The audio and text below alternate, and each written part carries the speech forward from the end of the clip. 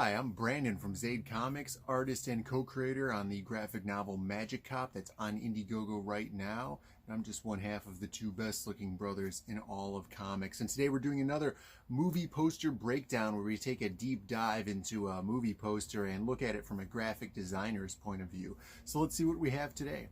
So we're going to be looking at the movie poster for everybody's favorite Schwarzenegger starring Christmas movie, Jingle All The Way.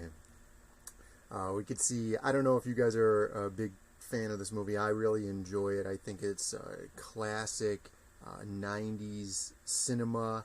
I think that it's just entertaining, and it's got some really funny moments. It's got some really comedic actors in there, and they all work really, really well together. So I am partially biased towards the enjoying this movie.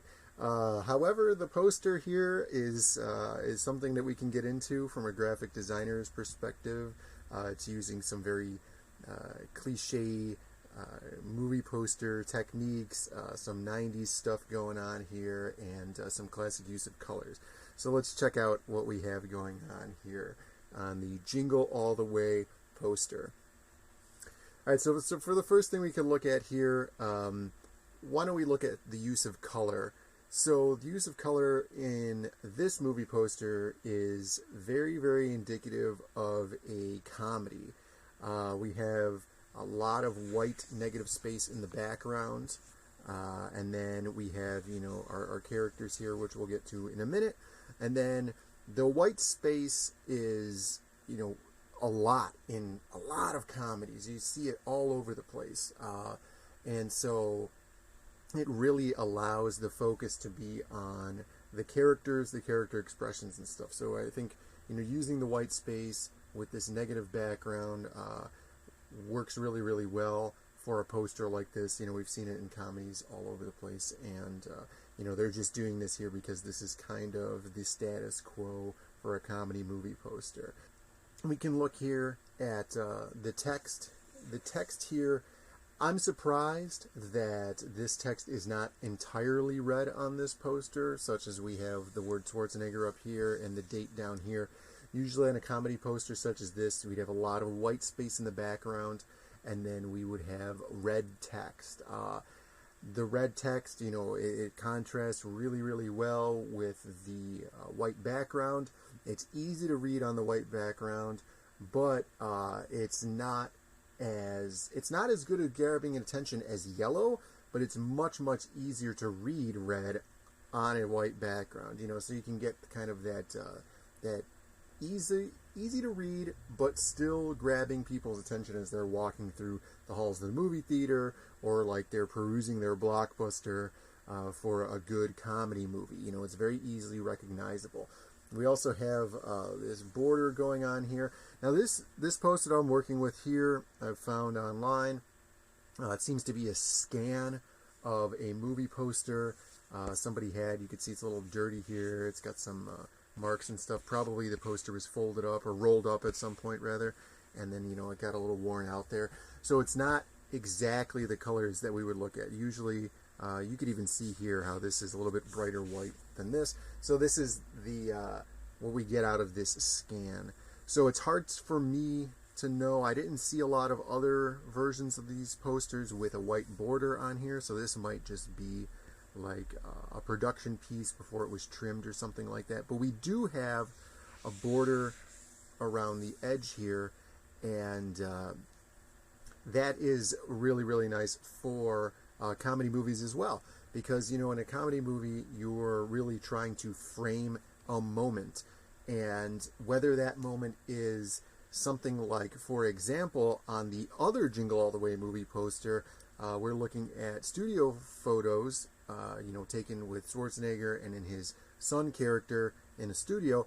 Here this seems to be a moment taken straight out of the movie. This, I don't know if this is a studio shot, but this moment is in the film, with these two guys, and they're kind of lunging forward, trying to go after a Super Bowl with a number on it. Although here they've added the Turbo Man action figure up in the top corner, as that's kind of what Schwarzenegger is reaching for. Personally, I probably would have put it down here. I think that would have made it a lot easier, but it might have added confusion for the purpose of the movie. Here, I think with the tagline, you know, 2 dads, 1 toy, no prisoners. So here it's kind of like a battle. You know, they're trying to set that up. So you have these 2 characters here, and you know, they're going in for a singular object.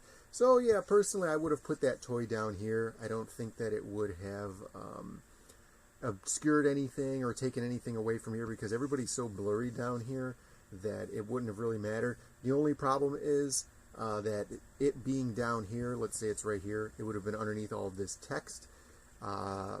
However, I don't think that they worried about that because it's underneath the text up here. I think this might have been an afterthought, even though this is pretty classic. You put, you know, your lead actor's name, especially in something like this. You know, this movie's really, really riding on Arnold Schwarzenegger being in the movie because he's a huge actor at the time. You know, Terminator, all these movies that he was in.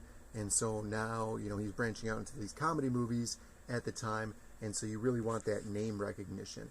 So it's kind of interesting that they put this Turbo Man doll up here in the corner and not somewhere else where it would be more visible. We have a lot of play with colors. You know, they went with the green here because green and red and white are obviously very, very Christmassy colors. You know, we have the framing of the lights, which are, you know, that kind of rainbow, the classic rainbow lights for Christmas, the twinkling ones. That really brings it all together. We have a lot of colors down here that are really bringing us into the title name here. We have a lot of green and red stuff happening down in this blurry foreground with all of the extras in this scene.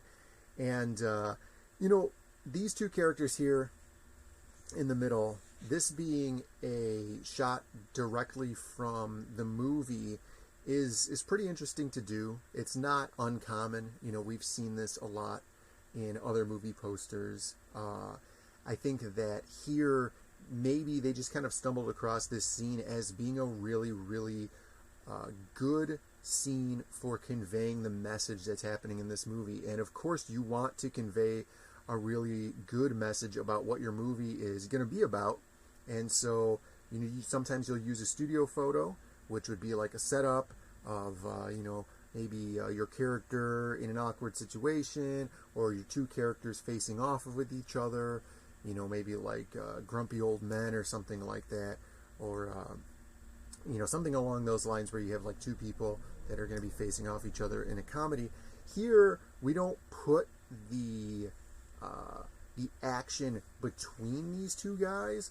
They both seem to be pulling in the same direction, but separately, which is interesting. And that's kind of cool, you know, that we get that instead of them kind of facing each other. You know, maybe we'd have the toy in the middle or something like that. You know, here the conflict is outward instead of in towards each other, which is pretty cool to convey that on a poster like this. You know, this is a little atypical, I would say, with a photo like this, you know, especially since it's being taken from the movie. They did a pretty good job here, especially if this is taken directly out of the movie. They did a lot of keying of the background, so they put these presents back here to kind of fill in that area, you know, but then give us a nice line so we could get these characters away from the background and we're not being focused in on the background. You almost lose this up here, except for the fact that the Schwarzenegger body here is creating a line that would lead us up there, even though we should be led, you know, somewhere around here into the middle. You know, I think Sinbad's character here is pretty close to the focal point on this image. You know, we have a lot of lines leading toward the center here, even though you know, you don't really want him as the focus. You know, probably the focus should be somewhere around here because you want that sense of conflict and stuff.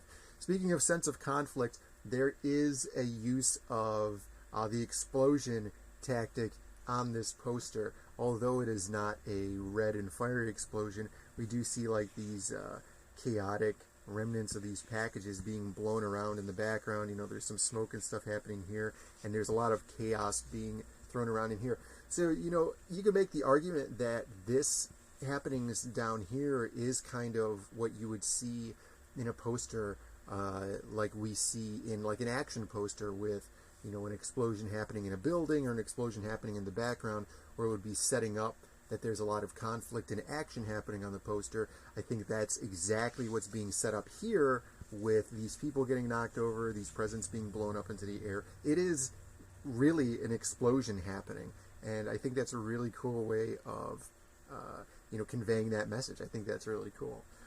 So, I mean, pretty much that's all, you know, we got with this poster. It's simple, but, you know, there's some cool elements to it, you know, with the explosions, with the use of colors, the playful tactics of using the non-studio photos, you know, like capturing it directly from the movie.